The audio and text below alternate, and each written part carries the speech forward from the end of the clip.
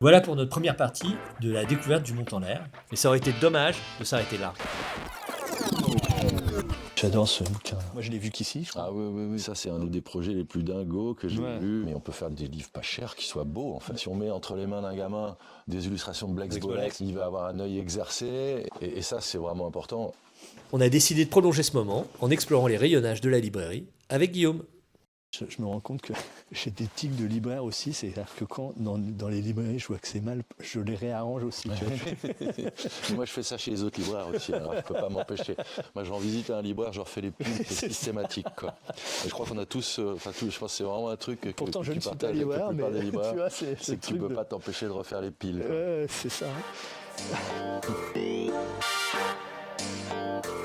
L'origine de la météorologie, où effectivement les relevés, il n'y avait pas là, c'était avant la photo, quoi. Ouais. Et du coup, le type faisait des genres de dessins du ciel pour noter la forme des nuages. C'est une jeune maison d'édition qui s'est montée et qui a envie de promouvoir ce genre de projet. Et ça, c'est le genre de... Comment la maison d'édition d'ailleurs Phénomène Édition. Phénomène Édition. Je sais pas comment ils sont tombés sur ces archives. C'est fou, hein. Mais c'est sans doute un peu le hasard, quoi. C'est pas le genre de truc où on se dit tiens, je vais chercher. Et effectivement, ça, c'est tellement beau, quoi. Ouais. J'aurais aimé le faire aussi.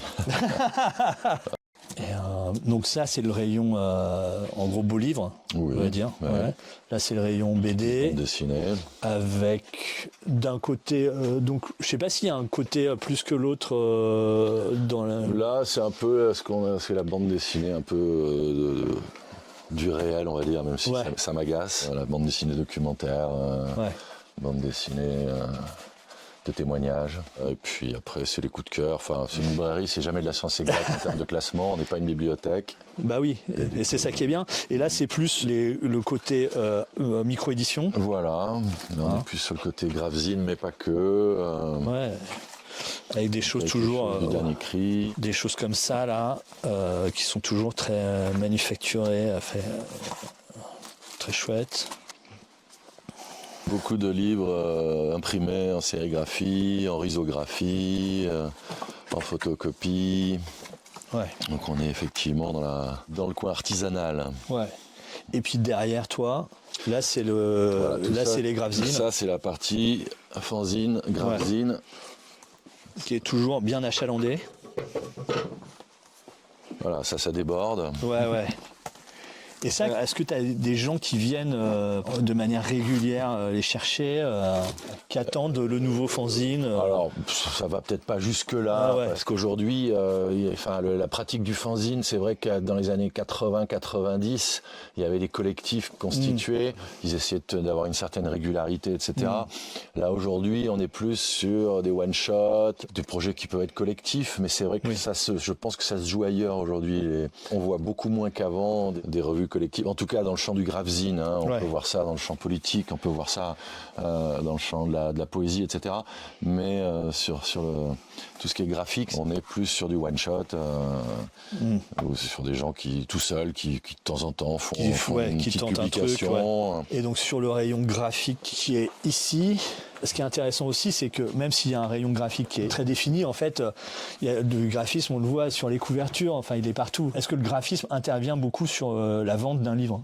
Alors, pour ce qui est beau livre, c'est une évidence. C'est sans doute moins vrai dans les sciences humaines. Après, c'est quand même, je pense qu'il y a de plus en plus de gens qui sont sensibles à la beauté, en fait, aux choses bien faites. Je vois les éditions La Fabrique, par exemple, quand ils ont une maquette qui est assez radicale, qui est très identifiable, et c'est un peu des codes qui ont été repris par les éditions Divergence, qui sont une jeune maison, et Divergence, il y a un vrai travail, et pour autant, c'est pas des livres chers, c'est pas des livres compliqués, mais il y a un parti pris graphique qui fait que les bouquins sont identifiés tout de suite, et c'est des bouquins qui sont un peu élégants, quoi. Qui ont été réfléchis, quoi. Qui ont été réfléchis, et puis c'est vrai qu'en France, il y a la tradition des beaux livres, mais aussi, par exemple, sur la littérature, contrairement aux États-Unis, où tout d'un coup, ils vont avoir, dans les romans, ils vont avoir des couvertures qui claquent, avec des impressions à chaud, etc.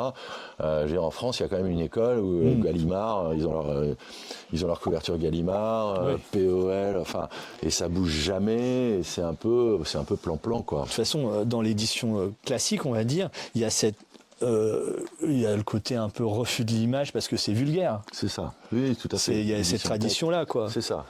Et c'est marrant que, d'ailleurs, des éditions comme Monsieur Toussaint l'Ouverture, en ce moment, retournent complètement le truc. Après, c'est vrai que Toussaint l'Ouverture, il fait majoritairement de la littérature nord-américaine et qu'il y a une tradition nord-américaine avec effectivement des illustrations sur les couvertures, avec de la dorure, avec tout un travail pour distinguer le livre d'un autre, quoi. Bien sûr. Et par contre, il a réussi à garder quand même une identité. On voit de loin que c'est un bouquin de Toussaint l'Ouverture. Donc c'est là où c'est pas évident. C'est à la fois de faire des trucs qui claquent et en même temps qui claquent, mais qui sont identifiables. Sans que ça se fasse cheap et tout en faisant un côté littéraire. Et ça, c'est eux qui ont réussi ce pari-là qui n'était pas évident. Non, c'était pas évident du tout.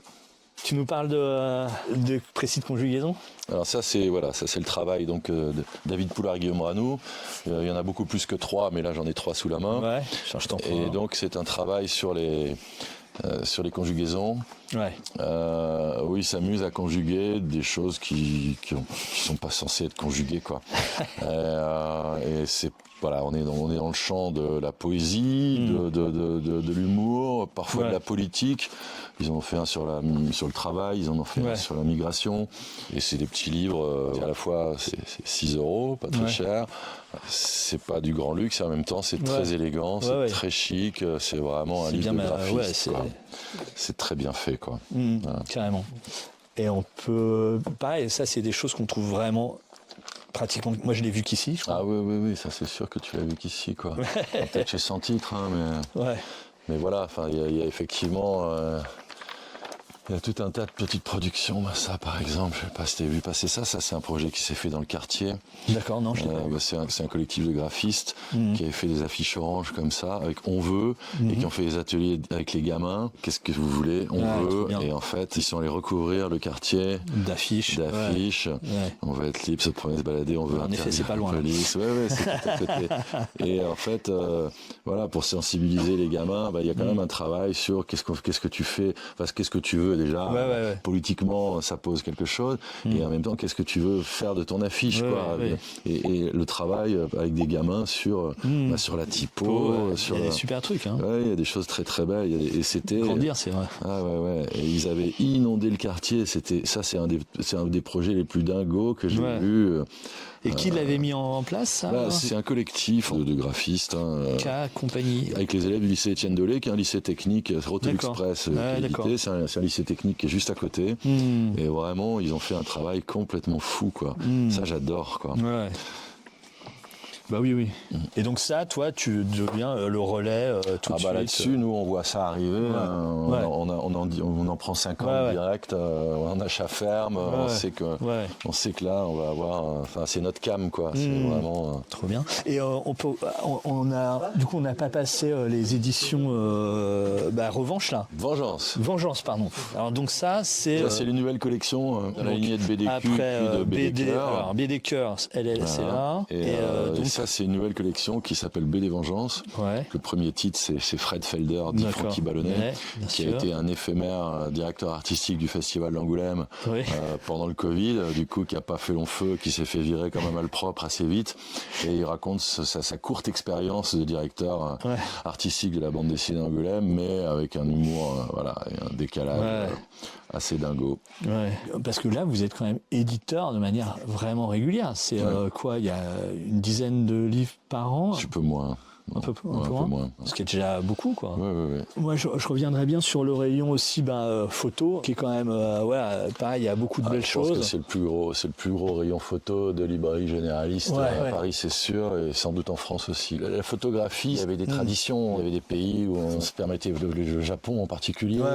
Les livres japonais, c'est même magnifique, les livres soviétiques à une époque. Et c'est vrai que je pense qu'aujourd'hui, au même titre que les livres pour enfants, les livres d'images, d'une manière générale, il y a vraiment moyen de s'éclater, de faire des propositions un peu folles.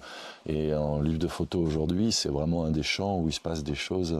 Après, on est sur des très petits tirages, mais on est sur des objets qui peuvent être lus par le monde entier. C'est radical, quoi. C'est photo plein pot. Ça s'adresse à la Terre entière. Et finalement, trouver 300 personnes sur la Terre entière qui vont s'intéresser à un bouquin, ça reste jouable, quoi. Moi, j'aime aussi beaucoup les éditions façonnage qui sont canon aussi. Comment faire des objets avec peu de moyens bien qui sortent du lot, quoi. Ouais. Ça marche très bien. Je sais pas, peut-être que toi, tu aurais des choses que tu aimes mettre en avant, en général. La simplicité de divergence, quoi. Dès qu'ils font des stands, t'as l'impression d'être avec un nuancier de couleurs. Enfin, ça claque, au même titre que la fabrique, et ça marche du feu de Dieu. Et ça, tu arrives à le faire remonter aux éditeurs? Quand ils viennent nous le demander, oui. Après, nous, on est quand même souvent confrontés dans le milieu des essais sciences humaines. Il y a ce truc je dirais pas qu'il y a une volonté de faire moche, mais il y a une volonté de faire un truc un peu dépouillé. Sous-entendu, ce serait un truc un peu peut-être bourgeois, d'aller trop soigner. Alors qu'en fait, je suis pas tout à fait d'accord. Autant je comprends la volonté de faire des livres pas chers, par exemple, en disant on s'adresse à un public qui n'a pas forcément les moyens, donc il faut que le livre soit démocratique, mais on peut faire des livres pas chers qui soient beaux, en fait. Bah oui, bien sûr. Moi, Moi, en tant que graphiste, je trouve que c'est vraiment le truc. C'est pas parce qu'en effet le budget est petit qu'il n'y a pas moyen de faire un truc créatif qui ressort en tout cas en fabrication. Le faire valoir du graphisme, c'est aussi ça. Peut-être on peut continuer vers le rayon jeunesse. Oui. On a passé là tout le côté plus classique de la librairie, mais il y a le côté image aussi. Dans le livre pour enfants, je dirais que le livre pour enfants avait une longueur d'avance sur les autres, même sur la bande dessinée. Je pense à la fin des années 80, début des années 90, une maison d'édition qui s'appelait Le Sourire qui mord, qui a été à la fois sur le contenu et sur le contenant, qui a vraiment fait bouger des lignes. Alors évidemment qu'à l'époque même dans les années 30, je pense au Père Castor, il y avait des choses un peu formellement intéressantes. Mais c'est vrai que début des années 90, Le Sourire qui mord, le Rouergue à l'époque, c'est des maisons d'édition qui ont fait bouger les lignes. Douzou, c'était un graphiste, quoi. Oui, tout à fait. Du coup, il est venu avec des propositions un peu folles. Et maintenant, c'est ancré, ça y est. Enfin, dans le livre pour enfants, tout est possible, quoi. Et surtout, ce qui est assez intéressant, c'est que moi, je l'ai vu, on le voit avec les gamins. Si on met entre les mains d'un gamin des illustrations de Blex Bolex, quand il a 3 ans, il va avoir un œil exercé, il aura une richesse visuelle, et ça c'est vraiment important. Et le livre pour enfants, c'est vraiment un champ hyper intéressant pour exercer l'œil. C'est vrai que pareil, vous avez toujours une sélection très exigeante. Moi, Blex Bolex, ça vous l'avez toujours mis en avant. Fanny Dreyer, qui est vraiment canon, quoi, aussi. Je pense pas qu'un enfant ira acheter de lui-même. Non, mais les enfants n'achètent pas d'eux-mêmes. À cet âge-là, non, c'est ça qui est bien. Après, si on les laisse faire, les gamins, ils vont aller vers les trucs qu'ils voient au cinéma, qu'ils voient à la télé. Mais par contre, si on les habitue tout petits à avoir, ça va pas les gêner, en fait. Vous avez beaucoup les fourmis rouges aussi, qui est vraiment pareil. Après, il y a aussi du copinage. L'éditrice Valérie Cussaguet, c'est une ancienne de chez Thierry Magnier, entre autres. En tout cas, le livre pour enfants, en France, en tout cas, il se passe des choses, quoi. Cool. Voilà. Merci. C'est la fin de cet épisode. On espère qu'il vous a plu. Vous connaissez la formule. Likez, commentez, partagez et suivez-nous. On se retrouve bientôt.